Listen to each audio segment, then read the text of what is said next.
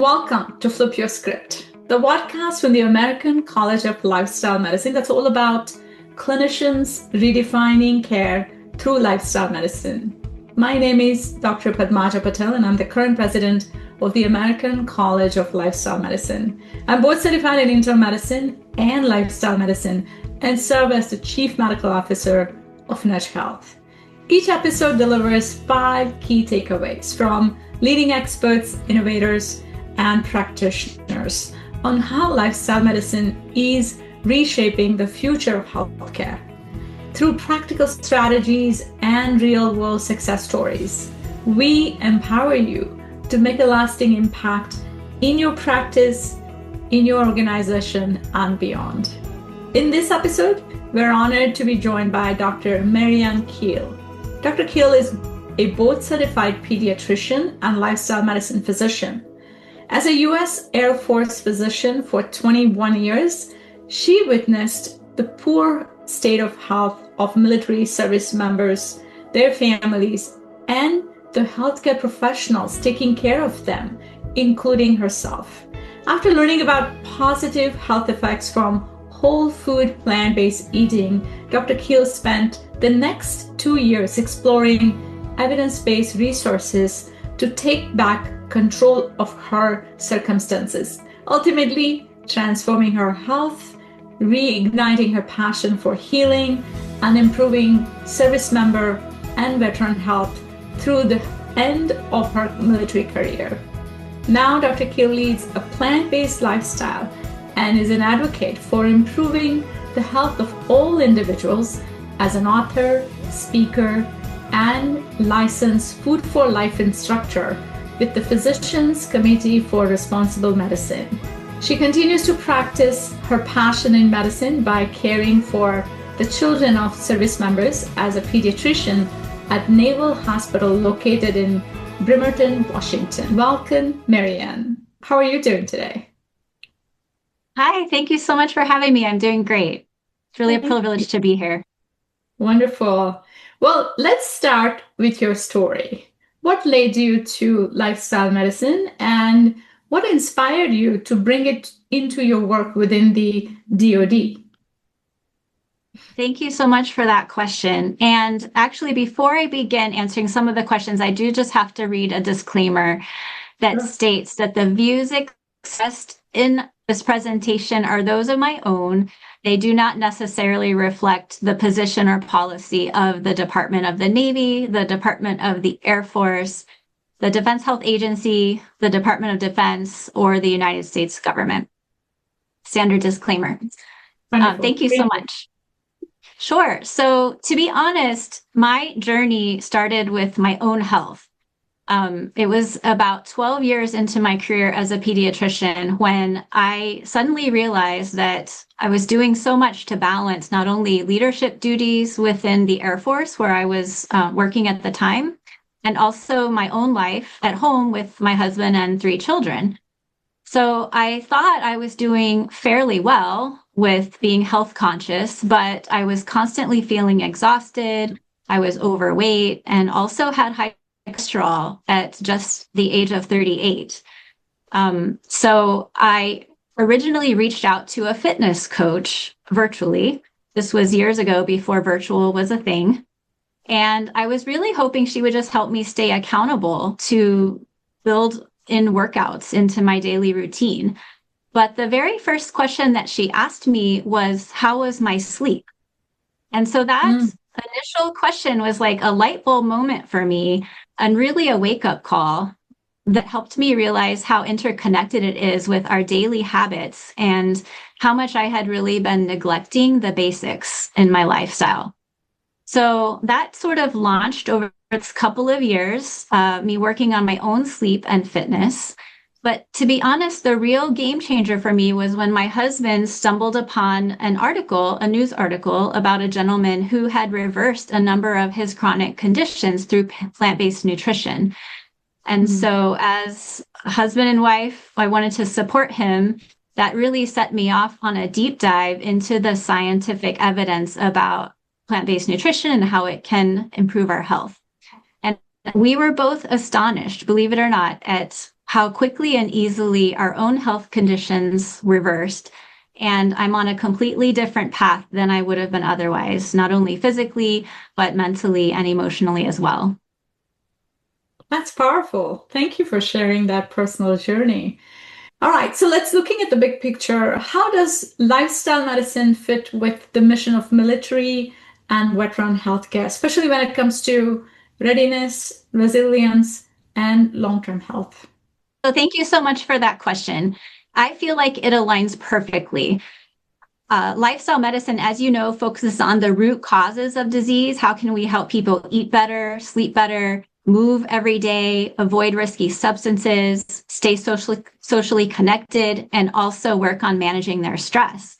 And as a pediatrician, this is really critical to me in working with families in the Defense Health Agency military treatment facility so that I can help not only the family members be ready and resilient, but hopefully then have some impact on the active duty service member to keep them ready and able to perform their duties no matter when duty calls, right? Mm-hmm. And these are the same issues that I work with day in and day out with families. But to be honest, military life makes these things really challenging, as you can imagine, with the frequent deployments and the changes and shifts and all the things happening within the family unit. Being smart about our health can oftentimes take a back seat. And so I feel like how this is really a critical piece in helping families recognize that making your health a priority is okay, and teach them the steps how to do that. The small changes can oftentimes make a huge difference. Lifestyle medicine is what I love teaching families because it really does flip the script. So a typical military treatment facility, just like many conventional medical systems, primarily lean heavily on pharmaceuticals and procedures and things. But these are tools that we can use as practitioners to help broaden the aperture, right, of what families can use to help move the needle on health consequences and risk factors for that. And we like to say in our military health system that we are not only a ready medical force, but we're there to keep the Navy fleet and all the service members being medically ready whenever duty calls.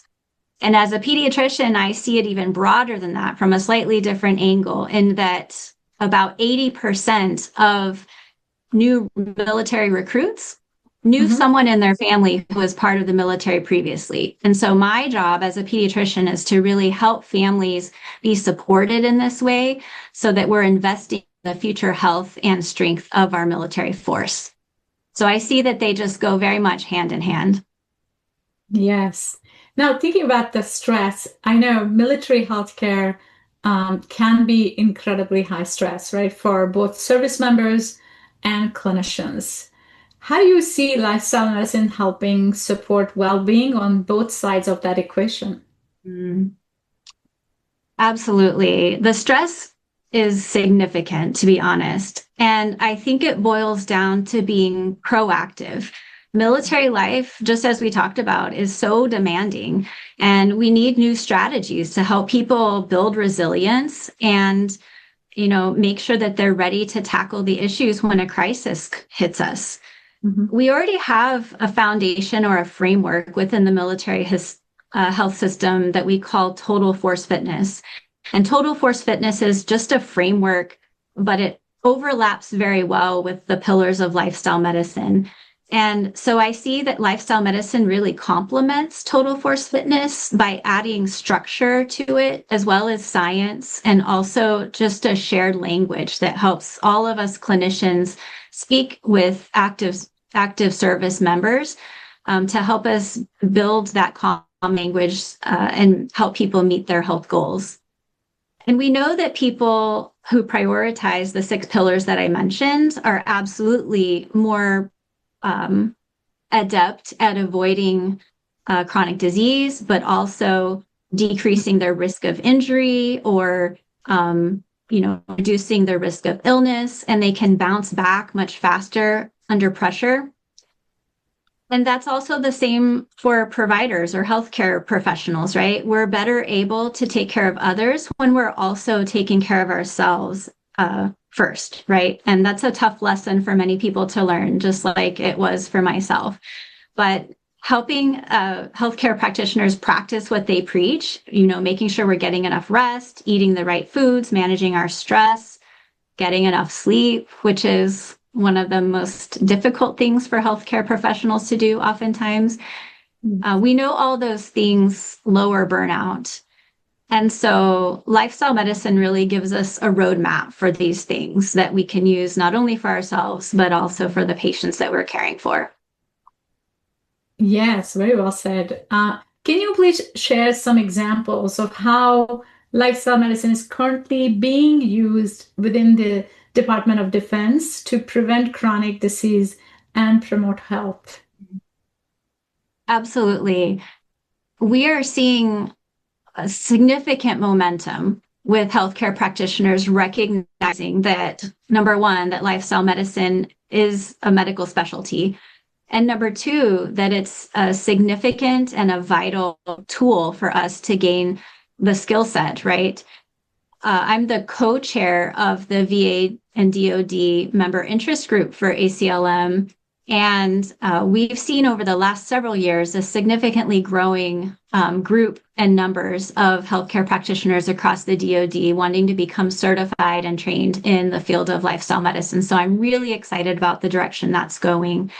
We have practitioners who are practicing either independently or within teams to make this happen within sections of the Department of Defense. And they're also teaming up with other resources that we already have available within our military health system, like wellness, healthcare professionals, chaplains, unit leaders, to make these things possible, because that's really where you start to gain momentum, right? The truth is really that people don't necessarily recognize how powerful small lifestyle changes can be. And so our job is to help connect those dots and give them the support that they need. And so that's where I really see that we can make a difference, is by not only practicing independently as clinicians, but seeing how we can move the needle by teaming up with other healthcare professionals and non-healthcare professional support services out there. Because we know that decreasing chronic disease doesn't happen in the doctor's office only, right? It happens out in the environment, in their everyday lives. And so I think in our military system, we really have to work to, just as we do in the civilian sector, to shift the culture, right? By shaping the systems and the environment that's around us to help individuals make more progress with meeting their health goals. Yeah. So let's talk about especially this government healthcare system. From your perspective, what makes it more uniquely positioned to implement and scale lifestyle medicine more effectively than, say, for example, other health systems? That is a great question. And I can think of several things. The first I would say is that we have a huge opportunity in that all of our active duty service members and their family members have access to healthcare. That's bottom line, right? One huge advantage that we can leverage. We also have built-in touch points that people can take advantage of. Like, our active duty service members have annual dental exams that they must attend, as well as annual personal health assessments, where a clinician, reviews your health concerns and gives advice and things like that. And so these are unique advantages that I can see can be woven, utilized to weave lifestyle medicine into the conversation and make it much more robust. And the final comment that I would make on that is that there's significant power in military leadership. And what I mean by that is that when you have unit leaders that are championing and walking the walk when it comes to investing in their own personal health, not just for their own personal well-being, but when it, tacking that onto military readiness, that is a powerful thing. And so we need more leaders to step up and help their teams recognize that the mission readiness rests on individuals prioritizing their own health and wellness. And so when you have lifestyle habits becoming part of that performance equation within the military system, I see that as a really significant advantage that we have in the military. And I'd love to see more of that, us normalizing this within systems and helping ensure that we're not just treating the illness, but essentially building healthier and stronger and more resilient forces. Yeah, very well said. Now, as we wrap up, I want to ask you one more question. What gives you the most hope about the future of lifestyle medicine within the DOD and military health overall? Oh my goodness. I think the thing that gives me the most hope is I see more and more people recognizing the impact of this and being curious about it. So just in the last few years, to be honest, patients who are quite interested in hearing about what things they can personally do to change the trajectory of their family history and their own personal health. And so it's not like, seems like in past years when I would practice and people weren't really interested. They just wanted a prescription or wanted the referral. You still have that. But I see more and more people being more curious about it and being more open to hearing what specific steps they may be able to take, especially when it comes to their kids. And so that's where I find joy in my practice, and that parents are more open to changing habits at home if they know that it could benefit their children. And therefore, I have more of an impact on the family as a whole. Wonderful. Well, thank you, Marianne. Well, we're out of time today. I really appreciate your engagement and for sharing your passion and expertise with us. It's been a true pleasure having you join us on the show today. And thank you to our audience for tuning into this episode of Flip Your Script. We hope today's conversation has inspired you with practical insights on how lifestyle medicine is shaping the future of patient care. If you enjoyed the episode, don't forget to like, subscribe, and leave a comment. Stay connected with us for more episodes featuring healthcare leaders and clinicians who are rewriting the script on health, one patient at a time. Until next time, take action, make an impact, and keep flipping the script on healthcare. Thank you.